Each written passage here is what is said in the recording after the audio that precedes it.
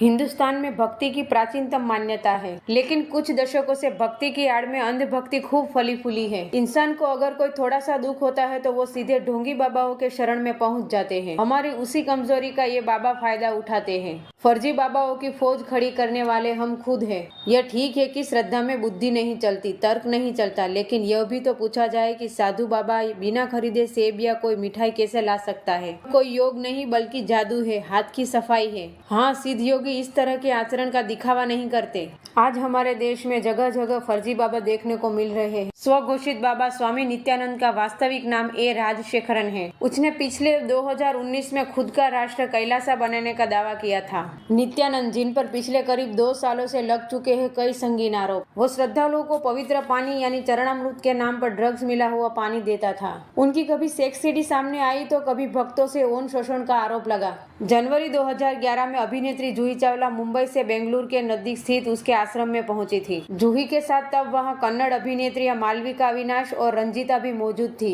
खुद को ईश्वर का अवतार बताने वाला नित्यानंद पर 2 लड़कियों के कथित अपहरण और उन्हें बंदी बनाने का मामला दर्ज हुआ है। फर्जी बाबा में सबसे पहले आशाराम का नाम आता है। नाबालिग लड़की से रेप के मामले में आशाराम आजीवन कारावास की सजा काट रहा है। उसे हिंदू संत जीवन में मिली विभिन्न उपलब्धियों के कारण संत श्री आशाराम बापू कहा जाने लगा। आशाराम के दुनिया भर में 350 आश्रम है। आशाराम ट्रस्ट की वार्षिक कमाई लगभग 400 करोड़ है। आशाराम का विवादों से गहरा नाता रहा है। हालांकि आशाराम के अंधभक्त ऐसे भी है जो उसके अपराधित घोषित होने के बाद भी मानने को तैयार नहीं थे। इसीलिए जब जब उनकी सुनवाई चल रही होती तब उसके जेल जाते समय उस सड़क की धूल को भी माथे पर लगाते दिखते थे या फिर उसके समर्थन में नारे लगाए दिखाई देते हैं। आशाराम की लिखी श्री गुरु गीता के 38वें पद्य में संस्कृत में ये बात लिखी है कि भक्तों को अपना शरीर, जीवन, पैसे, परिवार और पत्नी भी अपने गुरु को समर्पित कर देनी चाहिए। भारतीय जनता पार्टी हो या फिर कांग्रेस, आशाराम बाबू के राजनीतिक शागिर्दों की लंबी लिस्ट रही है।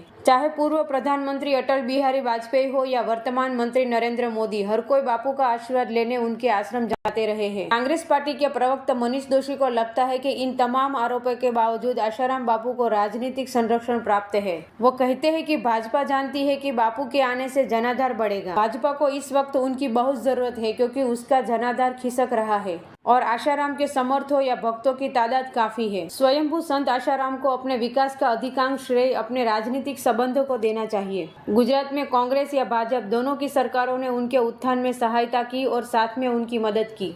अटल बिहारी वाजपेयी, नरेंद्र मोदी, उमा भारती, लाल कृष्ण आडवाणी, नितिन गडकरी, शिवराज सिंह चौहान, रमन सिंह, प्रेम कुमार धूमल, एपीजे अब्दुल कलाम, आशाराम के भक्तों में कपिल सिब्बल और कमलनाथ जैसे कांग्रेस के वरिष्ठ नेताओं का भी नाम शामिल है। सुखविंदर कौर यानी कि राधे माँ, फिलहाल राधे माँ मुंबई में रहती है और दूसरे सप्ताह उसके घर माता की चौकी, सत्संग और जागरण होते हैं। इसमें हजारों की संख्या में भक्त शामिल होते हैं और कई बॉलीवुड सेलिब्रिटीज भी इसका हिस्सा बनते हैं। राधे माँ के साथ रवि किशन, मनोज बाजपेयी, डोली बिंद्रा और गजेंद्र चौहान जैसे कई सेलेब्स के फोटोज भी वायरल हो चुके हैं। राधे माँ जब भी किसी चौकी में जाती है और अपने भक्तों को दर्शन देती है, उसका रेट तय होता है। जो भी भक्त चौकी का कार्यक्रम रखता है उसको राधे माँ की फरमाइश पूरी करनी पड़ती है। राधे माँ की चौकी का खर्चा करीब 5 लाख से 35 लाख रुपए होता है। चौकी के आयोजन की सारी डीलिंग राधे माँ के एजेंट टल्ली बाबा करते हैं। राधे माँ की बड़ी चौकियों से कई आपत्तिजनक फोटो सामने आ चुके हैं। भक्त कभी राधे माँ को किस करते, हग करते तो कभी गोद में लेते हुए देखा है। इतना ही नहीं, राधे माँ पर कई अलग अलग शहरों में आपराधिक केस भी दर्ज है। टीवी एक्ट्रेस डोली बिंद्रा ने कहा कि मैंने राधे माँ का भयानक रूप देखा है। वह धर्म के नाम पर घिनौना धंधा करती है। उन्होंने आरोप लगाया कि राधे माँ मिठाई वाला गुप्ता परिवार के लोगों के साथ पोर्न फिल्म देखती है। रात को बोरीवली के राधे माँ के भवन में बॉलीवुड आइटम गानों पर नंगा नाच होता था। चमत्कारिक निर्मल बाबा के कथित चमत्कार पर काशी के विद्वानों और धर्मगुरुओं ने कहा कि इनका चमत्कार जनता को ठगने और छलने वाला चमत्कार है। तत्काल जेल में डाल देना चाहिए ताकि भोली भाली जनता को छलने और ठगने से बचाया जा सके।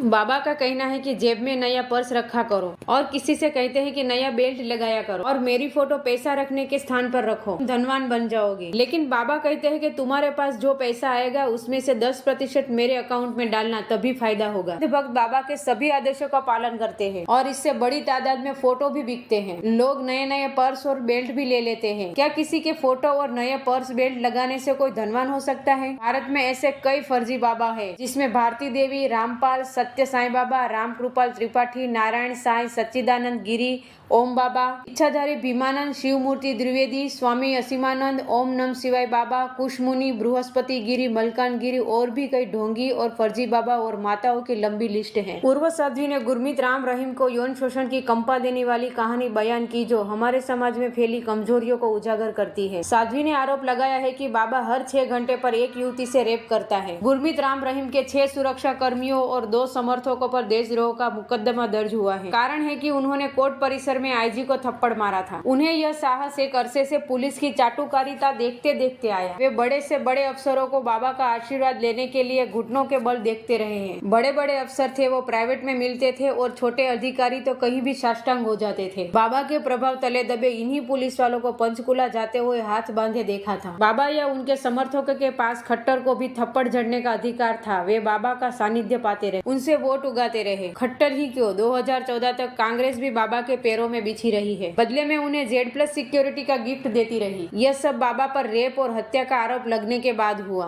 अब अगर बाबा पर मुसीबत आई है तो उसी बाबा के समर्थन उन नेताओं का एहसान फरामोश क्यों न माने। बाबा यदि अपराधी है और उसका साथ देने वाले समर्थक देशद्रोह के आरोपी, तो उस बाबा की मदद से वोट पाते रहे नेता क्या है। बाबा के समर्थकों का मीडिया के प्रति गुस्सा भी समझा जाना चाहिए। वो गुरमीत राम रहीम के फिल्मों का प्रमोशन हर चैनल और अखबार में देखते आए थे। उन्होंने किसी चैनल को नहीं देखा जिसने रेप और हत्या का आरोपी होने के कारण बाबा का बॉयकॉट किया हो, बल्कि गाये बगाए गुरमीत राम रहीम के सफाई अभियान और बाकी सेवा कार्यों का बड़प्पन ही अखबार में पाया। यह मान लीजिए कि हम मूर्खों के देश में रहते हैं। एक बाबा गुरमीत राम रहीम कुछ समाज सेवा के नाम पर तरह तरह के स्वांग रचता है और उसकी आड़ में फरेब का एक साम्राज्य खड़ा कर लेता है, जिसमें धर्मांध जनता का ऐसा सैलाब शामिल है जो उसके कहने पर मरने मारने को उतारू हो। नेता उसी जनता का वोट पाने के लिए बाबा के सामने जीभ लपलपा रहे हो, पुलिस अफसर उसकी सुरक्षा करते रहे हो, तो क्यों न मन बढ़े ऐसे गिरोह का। भारत में इससे भी ज्यादा कितने ही संत और महात्मा है जो समाज और देश को बहला फुसलाने का काम करते हैं, और ये भोली भाली नहीं मगर अंधभक्त ऐसे बाबाओं को बढ़ावा देते हैं। चौंकाने वाली बात तो यह है कि इन सभी बाबाओं के मजबूत राजनीतिक संबंध रहे हैं। राजनेताओं के आशीर्वाद से ही इनका किला खड़ा हुआ था।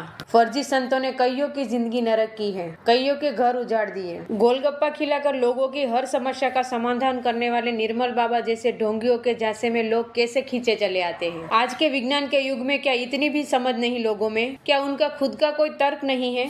महिलाओं की अस्मत से खिलवाड़ करना इन बाबाओं की दिनचर्या में शामिल है। लाज शर्म की वजह से कुछ महिलाएं नहीं बोलती, उन्हीं का ये बाबा फायदा उठाते हैं। फर्जी बाबाओं के संबंध सभी सियासी पार्टियों से होते हैं। इनके सहयोग से ही वे अपना साम्राज्य स्थापित कर पाते हैं। सियासी पार्टियां ऐसे बाबाओं के नेतृत्व से ही चलती है क्योंकि उनके भक्तों से वोट जो लेना होता है। बाबा का समर्थन मिलने का मतलब लाखों वोट पक्के। ऐसे में कोई पार्टी या नेता बाबा के आगे क्यों नतमस्तक नहीं रहेगा। दुखद सच्चाई तो ये है कि इन बाबाओं के लिए जनता पैसे कमाने का जरिया बन चुकी है। आज के बाबाओं का चरम हथियार लोगों के भावनात्मक और शारीरिक कमजोरी का शोषण है। आर्थिक असुरक्षा, तनाव, सामाजिक अलगाव जैसी समस्याओं से हम में से कई समाधान चाहते हैं। जब जनता देखती है कि सत्ता संभालने वाला राजनेता भी अपनी समस्याओं के समाधान के लिए, भाग्य के बारे में जानने के लिए और अकूट संपत्ति पाने के लिए इन गुरुओं के पैरों में पड़े रहते हैं, तो फिर उन्हें भी लगता है कि यही सही रास्ता होगा। सनातन धर्म के हिसाब से असली गुरु कौन है? इसका जवाब भारत के जाने माने संत स्वामी विवेकानंद की दृष्टिकोण से देखे तो एक राष्ट्र का भाग्य उसकी जनता की स्थिति पर निर्भर करता है। क्या आप जनता की स्थिति को सुधार सकते हैं? क्या आप उन्हें अपनी आध्यात्मिक प्रकृति को खोए बिना उनका व्यक्तित्व वापस कर सकते हैं? एक ऋषि में जनता को ऊपर उठाने की शक्ति होनी चाहिए। याद रखें कि भारत के पराजय का कारण जनता की अनदेखी करना ही था। एक सच्चा गुरु कभी अपने समर्थकों को गलत शिक्षा नहीं देता, बल्कि वो तो उन्हें भावनात्मक और शारीरिक तौर पर आत्मनिर्भर होने में मदद करेगा। लेकिन आज के बाबा भावनात्मक रूप से जनता को पंगु बना रहे हैं। वो उन्हें भावनात्मक तौर पर अपने वश में कर रहे हैं। हम ऐसे समाज का हिस्सा है जो अपनी जरूरतों के लिए भिखारी और अपंग बन जाते हैं, लेकिन किसी ढोंगी के लिए खून खराबा तक करने को तैयार रहते हैं।